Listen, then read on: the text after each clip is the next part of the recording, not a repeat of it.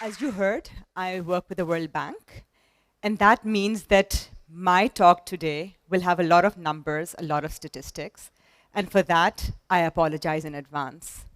But I'd really like you to focus on these numbers, please, because those are very important for us as Pakistanis. I'll throw out a number to you right now, and I'll come back to you on this number later. Pakistan has a learning poverty rate of 78%. Now let this just hang there. On Friday, I was invited to a ceremony for Cambridge University's highest achievers for O and A-level examinations. This year, as with many years in the past, there were so many students who performed at the best grade at the highest standard mark in several subjects. This year, we had 84 boys and girls from across Pakistan who were the top globally in mathematics, applied mathematics, computer sciences, biology, physics, chemistry, even English language and literature. And as a Pakistani, that made me very proud. Because these boys and girls will go on to the best universities. Some of them already had scholarships at top institutions. And we hope that they'll do Pakistan proud. Now, I have a daughter who's 8 years old, Summer.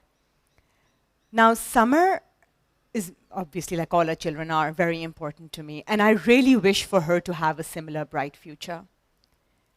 She's already in the 4th grade. Her teachers say that she's very bright, not very hardworking, but she is a product of Pakistan's best schools. She has teachers who invested in her success. She loves going to school because her campus is so beautiful. And now I'll bring you to something that doesn't make me very proud as a Pakistani, and that is Pakistan's education emergency and our human development crisis. Today, we have about 63 million children who are of school-going age. And out of them, over 20 million children have never stepped foot in a classroom and likely never will. 1/3 of Pakistan's children are out of school. And out of this 1/3, a large proportion are girls. 12 million are girls. And this 20 million figure that I'm giving you is actually a conservative estimate. Government released news today that there's 26 million children out of school. There are other sources that say 22 million children. So I've just given you a very conservative figure. Pakistan's net enrollment rate is the lowest in the region and lower than most low-income countries. We are at 73%. But even when children do go to school, which is roughly 40 million, they do not learn at the level of your children and mine. And that is linked to the demand for education. You know, there's this myth that goes around that says, oh, you know, there's poor parents don't want to educate their boys, especially their girls, for various reasons. That isn't true. When we surveyed families, 74% said that they would love to send their children to school, even if the school was far, if they thought the children would get good quality education in their schools. After the floods of 2022, lots of interviewed families said that they would send their boys and girls back to school, even after they had lost loved ones, their homes, their incomes, their means of livelihood, their belongings. They still wanted to send their boys and girls to school. But today, almost 1.5 years after the floods, their schools are still uninhabitable. And this is a picture of a school from Balochistan. It's still like this. So going back to the quality of education, 70% of children who are in school today are unable to read an age-appropriate text at the age of 10. Think of how frustrating it must be to be able to read but not really understand what you're reading. 70%. Again, higher than low-income countries, higher than South Asia. Let that also sink in. The combination of schooling deprivation, which is children who are out of school, And learning deprivation, that's what we call learning poverty. Now, learning poverty measures reading, and learning poverty measures whether you're in school or not. But we know that reading is just a placeholder for other learning levels as well. We need to be able to read, to be able to learn well in other subjects. And it's a similar situation for math and science. In Pakistan, in 2019, we participated in an international assessment, and that's the latest internationally comparable data that we have. We ranked 57 out of 58 countries. We were at the bottom. Now, think of this means for Pakistan's future. This is where our children are at right now. But what does it mean for the individuals who are suffering from learning poverty? Like I said, parents want to send their children to school. They want their children to be educated. But because of disability, situational constraints, the opportunity cost of schooling, they're unable to send their children to school. And a lot of that has to do with the supply of schooling. Schools are too far. And even when they do send their children to school, what do they get? Teachers who are underprepared, schools that are under-resourced, multi-grading, overcrowding, lack of functional toilets, but they still send their children. I've worked in education for over 20 years now, and I've been to many schools in Pakistan. The classrooms are dark, dreary, damp, unfurnished. And I see those boys and girls sitting over there and wonder what they think of this daily experience, but they come to school again and again. You guys must remember the incident last year, blurry picture, where this cable car was stranded above a river canyon in Buttagram. 6 students going to school among 8 passengers. They were stuck there for 12 hours. This is the perilous journey they take to school every day. And after this incident, they went right back to school. But what do we give these boys and girls when they graduate? They can't compete with your children or my children or our siblings for jobs. They end up getting meaningless jobs where they compete with uneducated people. They've invested their childhoods, they've invested their lives. But what dividend has their investment given them? Nothing. And before I move on, I just want to remind you that this is for 3 out of 4 of Pakistan's children. 78% are learning poor. So what does this mean for Pakistan as a nation?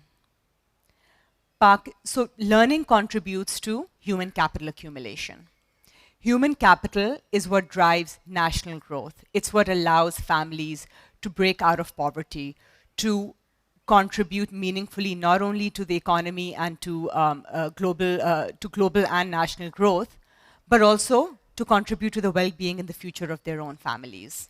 Human capital, high levels of human capital, increase resilience to shocks.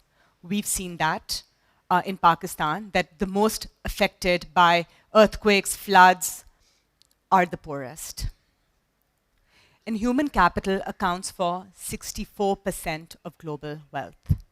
Without human capital, poverty transmits from generation to generation. In high-income countries, it's 70% of their wealth. In low-income countries, it's 41%. And as with the previous statistics, Pakistan is at the lowest, at 41%. And this means that a child born in Pakistan today is only likely to achieve 41% of their human capital potential. We rank 141 out of 174 countries with our human capital index. And there are parts of Pakistan that are at the global bottom for human capital. Balochistan, for example, is at 32%. That is the level of Niger, which is the lowest performing economy in sub-Saharan Africa. So a child born in Balochistan today will only acquire 32% of their human capital. And when you adjust the human capital index for labor force participation, that gives you human capital utilization.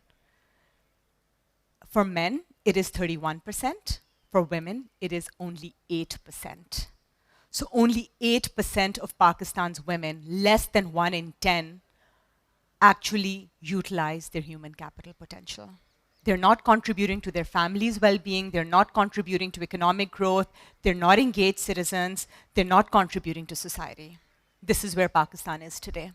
Again, the purpose of my talk wasn't to leave you depressed or desolate, but was to bring awareness. Now, we talk about it internally all the time. You know, there's a human capital emergency. Just this morning, before I came, I was having a conversation on this latest number of out-of-school children with senior officials in the Federal Ministry of Education, and they said the time, we need to act now.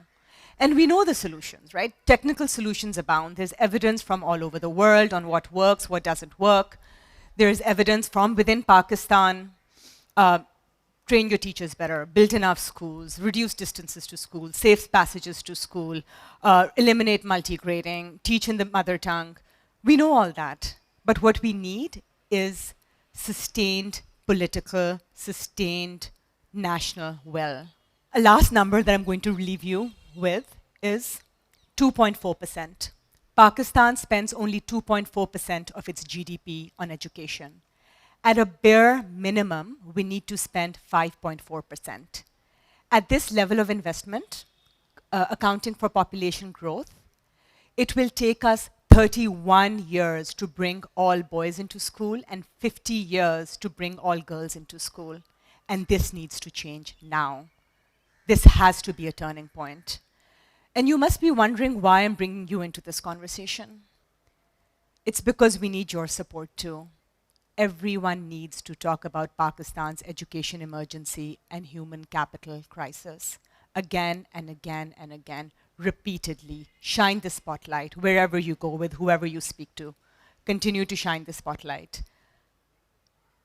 And do it ad nauseum, because this is the future of our country that is at stake.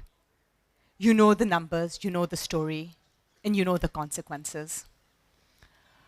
So when I was talking to the boys and girls with promising futures on Friday, and when I speak to my daughter, and this is her, by the way, so she's at a school play, this is last year, I tell them that, you know, inshallah, when they succeed, and if they succeed, they need to come back and they need to contribute to the growth of our country. But more than that, they need to contribute to equitable and inclusive growth. Because we have high hopes for our children. We'd like all parents of Pakistan to see the same potential we see in our children, in their children too, with the belief that they may have a chance to actually achieve their human capital potential. You and I are sitting here today by a wild stroke of luck. Being born in Pakistan, the chances were very high that we could be born in a family in rural Sindh, in rural Balochistan, marginalized, under-resourced, unable to support ourselves or our children. But we weren't.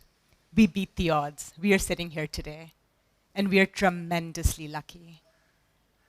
Now, to give opportunities to all of Pakistan, let's work together to change the odds. Thank you.